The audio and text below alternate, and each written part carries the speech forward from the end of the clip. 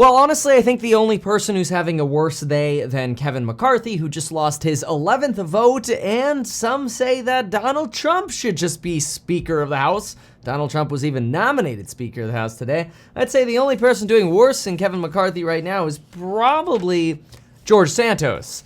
You know, the guy who lies about everything? Yeah. Well, that guy just had a nice little hit piece thrown in the New York Times about him from his predecessor. And his predecessor says, "A con man is succeeding me in Congress." And it talks about how it saddens him that after 30 years of public service, I am being succeeded by a con man. Yikes. But this video is about Kevin McCarthy's bad day, not George Santos's lies.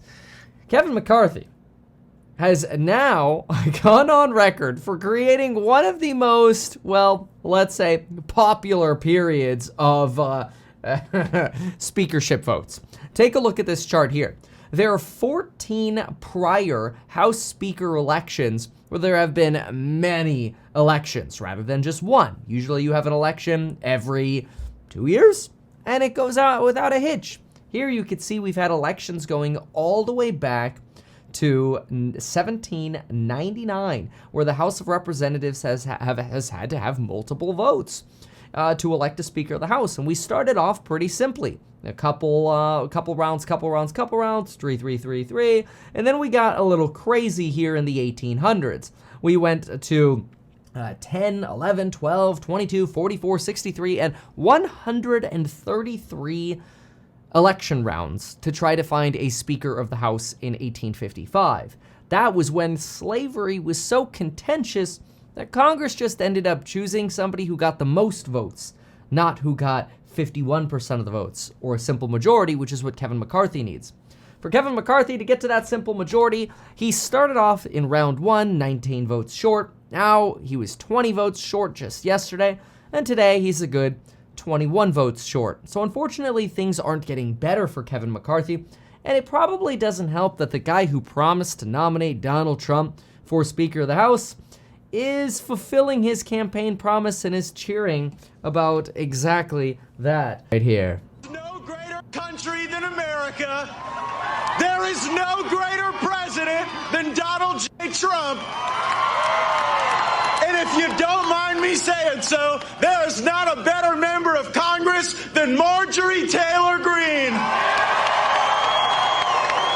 Give us the ability to fire Nancy Pelosi, take back the majority, impeach Joe Biden, and I'm going to nominate Donald Trump for Speaker of the United States House of Representatives. Yeah, so there you go. And of course, that's followed up by comments like, "This dude is becoming my all-time favorite." Now, is it possible that Donald Trump could actually be Speaker of the House? Yes, it's possible, but possible does not mean probable. See, possible means Donald Trump doesn't actually have to be an elected member of the House of Representatives, and yes, he could be voted in as the Speaker of the House if he got the 218 votes that he needs, which McCarthy can't get.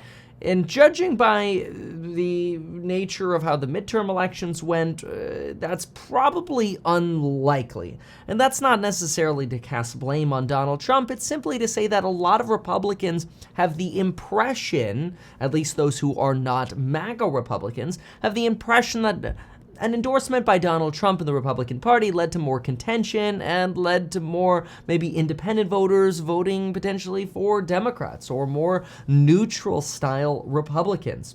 So whether it's true or not, some people actually believe that Donald Trump helped contribute to losses for the Republican Party in the midterm election. This, in my opinion, makes it less likely that Donald Trump would be able to get many votes within the House of Representatives. However, if Donald Trump did, I would imagine he could potentially use it almost a bully pulpit, where his press conferences, Speaker of the House, could almost become a pseudo campaign rally for him and be another way to show, look, I've got political experience, although I'm not exactly sure you need to do that when you've been president before. So I'm not entirely convinced that getting into the very political position of Speaker of the House is ideal for Donald Trump and his election hopes anyway. is probably better off staying focused on election 2024, which, keep in mind, he's the only declared candidate for 2024. So anybody running against Donald Trump would probably weaponize the idea of Donald Trump actually being in the House of Representatives. So really, I think this is more hardlining and really just making more of a point and trying to get attention than it is anything of seriousness. Remember, Donald Trump said he encourages America and the Republicans to vote for McCarthy.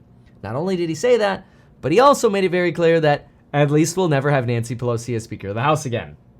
Now, it depends. Maybe you like Nancy Pelosi. But anyway, continuing with the video. Let's be real. Here's what's happening in Congress. Even though we love making fun of Congress as a bunch of children, the reality is this is half a negotiation ploy and half a virality ploy.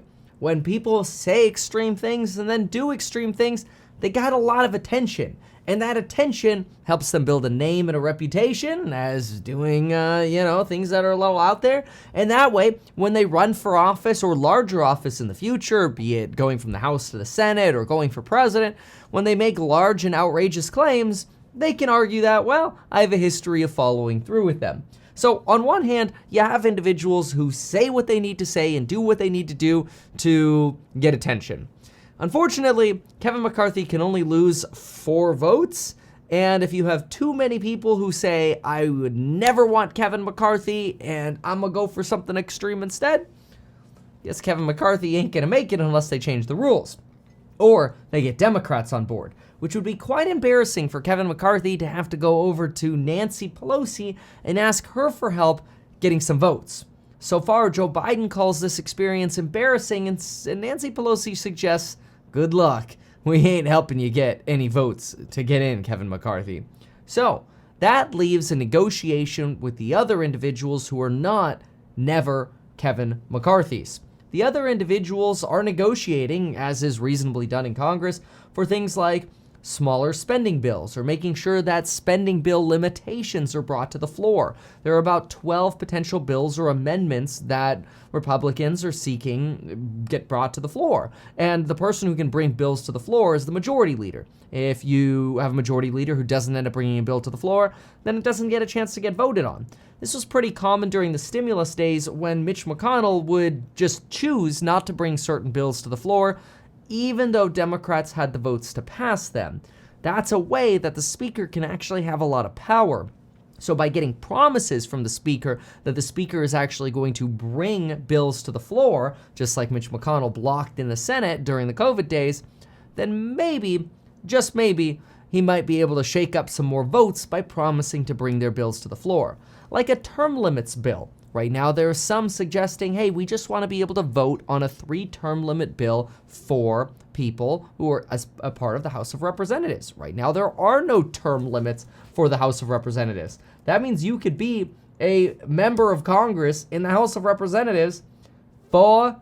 Now, Kevin McCarthy has hope that through negotiations, especially on spending bills and term limits and maybe committee assignments, he could sway individuals like Chip Roy, who might be able to bring over 6 total votes. Unfortunately, Kevin McCarthy needs a whole lot more than 6 votes. He needs 21 votes to come over, which is a little bit problematic. And so this is starting murmurings about potential other options for candidates. Brian Donalds is being considered. Donald Trump is being considered. Steve Scalise, who's the number 2 Republican in the House, he's being considered. Keep in mind, Steve Scalise rose to popularity actually after being shot at a baseball game by what was deemed a left-wing extremist. And then there's Elise Stefanik, the 3rd-ranking Republican, who's not officially been nominated, but she's also being considered. Although you do have Donald Trump and Elon Musk endorsing Kevin McCarthy and just suggesting, look, for the sake of the unity within the Republican Party, just get Kevin McCarthy in. We'll see, though. Right now, it seems like there's a lot of negotiating to do. However, on the 13th of January, we'll start running into some expirations, like the expirations of security clearances, bills not being able to get passed. Staff won't get paid, but of course members of Congress will continue to get paid even if they haven't been sworn in yet. That means George Santos, our favorite new member of Congress, will get paid, but his staff won't. all House business basically freezes, and the fear is that if it's so difficult to elect a Speaker of the House today, imagine how difficult it is going to be to pass the debt ceiling again when we need to extend it, probably around July. The Treasury Department has not yet provided an exact time frame for when we might hit that Treasury debt ceiling limit. So we'll see. You do also have some folks freaking out over the idea that the New York Times and certain authors like Mara Gay over at the New York Times are suggesting that some anti-Kevin McCarthy folks were elected to, quote, stop the tide of diversity in the country, the browning of America, and the fears that surround that. So AKA, it's racism that's stopping Kevin McCarthy from getting elected. Of course, others say that's ridiculous, that's hyperbolic journalism. The real reason Kevin McCarthy isn't getting elected is because he's too swamped. He is too much a part of the establishment, bought out by corruption and lobbyists, and we need more than just negotiation, we need a replacement. I'm not entirely sure what you think, but these are some of the arguments being made on all sides. So you've got the extreme views that say, never McCarthy, let's get somebody totally different. You got some folks saying some Republicans are just being racist by not nominating or electing and voting for Kevin McCarthy. And then you've got a lot of folks in the middle just saying, we're just looking for some concessions and then we'll vote for Kevin McCarthy. This is just typical congressional brinksmanship. My opinion out of all of this is I would guess within the next week, we'll probably have a solution. However, I'm personally not so worried about Speaker of the House. I'm a little bit more worried about what this means for actually being able to get anything done. Forget bipartisanship when we have this kind of stuff happening. But then again, maybe that's an okay thing for certain issues. Congress can't pass bills. That means they can't spend more stimulus money and add to inflation. Now that could hurt some individuals though, which would be a problem.